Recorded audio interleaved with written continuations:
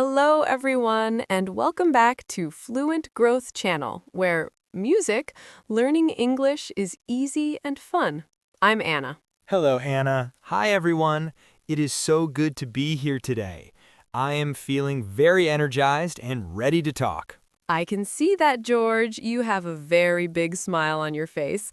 Did you have a good morning? I did. I had a very productive morning.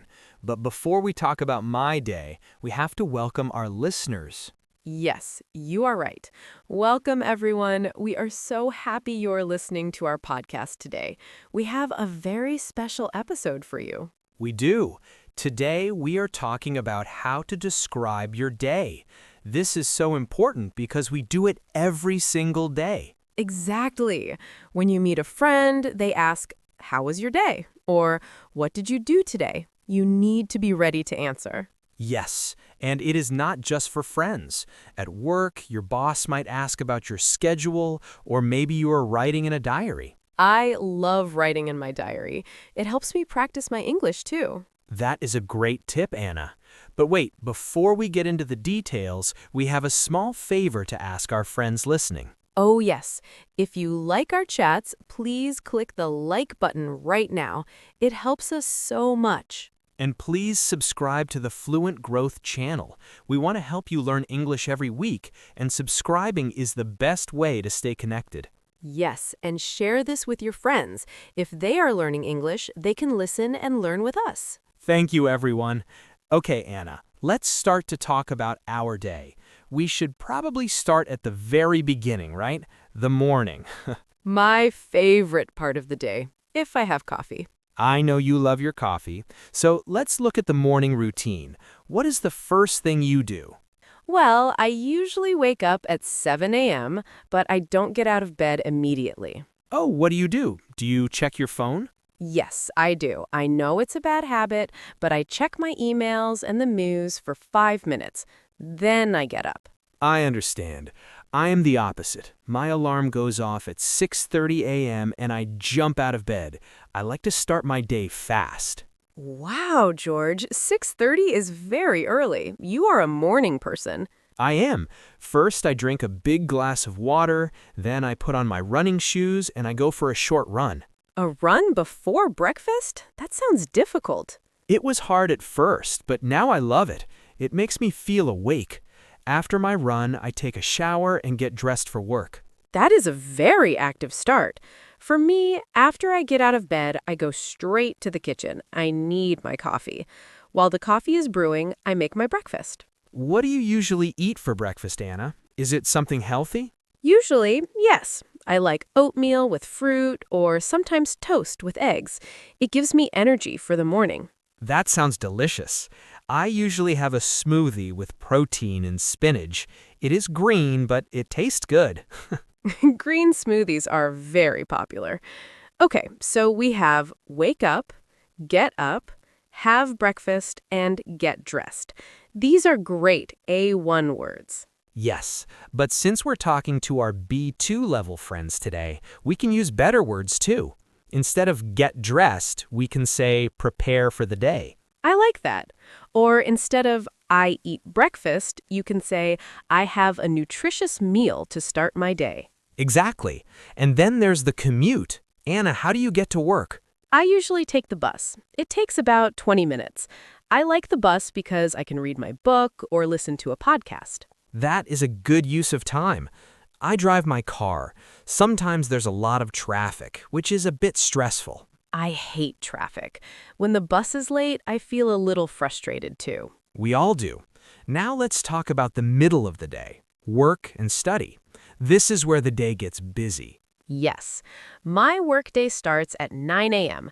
The first thing I do is check my to-do list. A to-do list is essential. I have one on my computer. I look at my most important tasks first. Me too. I try to do the hard things in the morning when my brain is fresh. For example, today I had to write a long report. Oh, a report, like the one I had to do with Tom and Sarah? Yes, but hopefully with less stress. I spent 2 hours writing. Then I had a meeting. Meetings can be long. How is yours? It was good. It was a brainstorming session. We talked about new ideas for the podcast. I love brainstorming. It is so exciting to share ideas with the team. It is. But after the meeting, I was very hungry. Lunchtime. Ah, lunch. Do you bring your lunch from home or do you go out? I usually bring a salad or a sandwich. It's cheaper and healthier. I eat in the park if the weather's nice. That is lovely. I often go to a small cafe near my office with my colleagues. We talk about our weekend or the news. It's a nice break from the computer screen. It is important to step away from the desk. If I stay at my desk all day, I get a headache. I agree. In the afternoon, I usually have more meetings or I answer emails. Sometimes the afternoon feels very long. Yes, around 3 p.m., I often feel a bit tired. I call it the afternoon slump. The afternoon slump, that is a perfect name for it. What do you do to get more energy?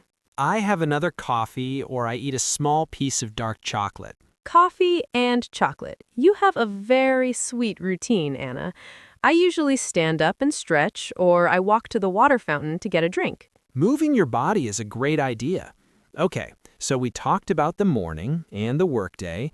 What about the end of the day? That's the best part.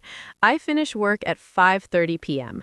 I feel a sense of accomplishment when I finish my tasks. Yes, I love the feeling of closing my laptop at the end of the day. What do you do immediately after work? Well, on Tuesdays and Thursdays, I go to the gym.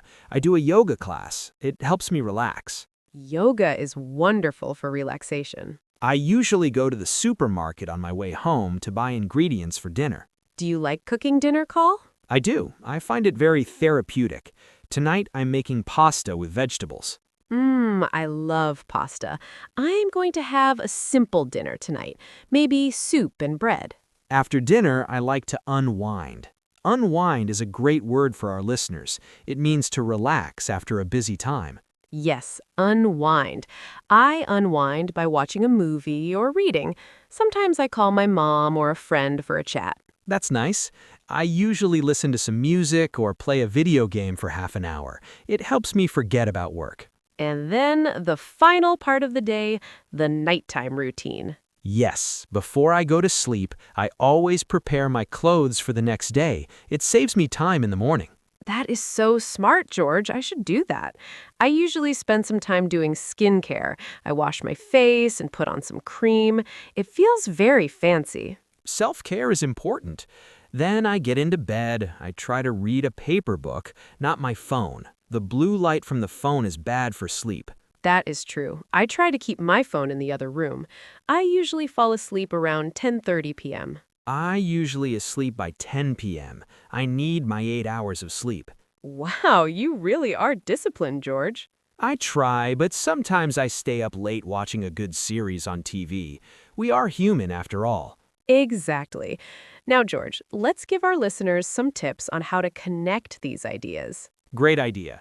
When you talk about your day, you shouldn't just say a list of sentences. You need connector words. Yes, instead of saying, I wake up, I eat, I go to work, you should use words like first, then, after that, and later. Right. For example, first I wake up, then I have my coffee, after that I get ready for work. It sounds much more natural. And for a B2 level, you can use even better connectors like following my morning routine, I head to the office, or once I finish work, I usually go to the gym. Oh, once is a very good word. Once I arrive home, I start cooking. Another tip is to talk about how you feel during the day. Don't just say what you did. Yes, for example, I had a very productive morning, but I felt quite exhausted by the afternoon. Or, I was thrilled because I finished my big project today. Using feeling words makes your English sound much more advanced. I agree. It makes it a story, not just a list. People like stories. They do. So, George, let's practice. Can you describe your perfect day?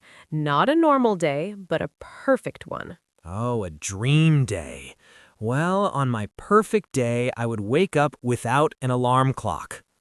That is the best feeling. I would wake up at 9 a.m. The sun would be shining. First, I would have a long, slow breakfast on a balcony with a view of the ocean. Wow, the ocean.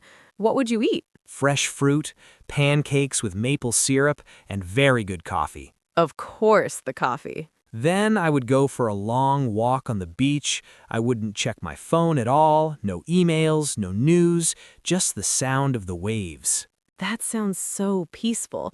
What about the afternoon? In the afternoon, I would meet my best friends for a big lunch. We would sit outside and laugh for hours. That is the best. Friends make every day better. After lunch, I would take a nap in a hammock. Do you know what a hammock is, Hannah? Yes, it's like a bed made of net or cloth that hangs between two trees. I love naps and hammocks. Then, in the evening, I would watch the sunset with a big bowl of pasta. And finally, I would watch a funny movie and go to sleep feeling very happy. Ah, that sounds like a dream, George. My perfect day is similar. I would spend the morning in a big library or a bookstore. Oh, you love books. I do. I would find a cozy chair and read for 3 hours. Then I would go to a flower market and buy lots of colorful flowers for my house. That sounds very beautiful and calm. In the afternoon, I would go to a cooking class. I want to learn how to make French pastries. Can I come to your perfect day? I want to eat the pastries.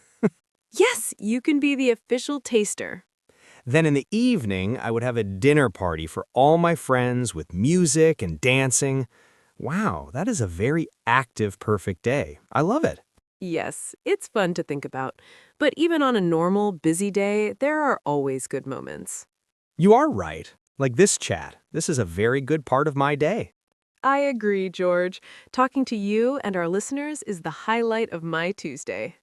Highlight. That's another great word. The highlight is the best or most important part of something. Exactly.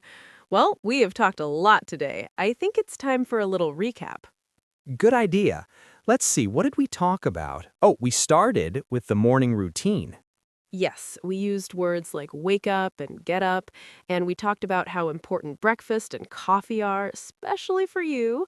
Then we moved to the workday. We talked about to-do lists and meetings, and the afternoon slump, don't forget that. It's when we get a little tired after lunch, right? And then we talked about how to unwind in the evening, like cooking, exercise, or watching TV.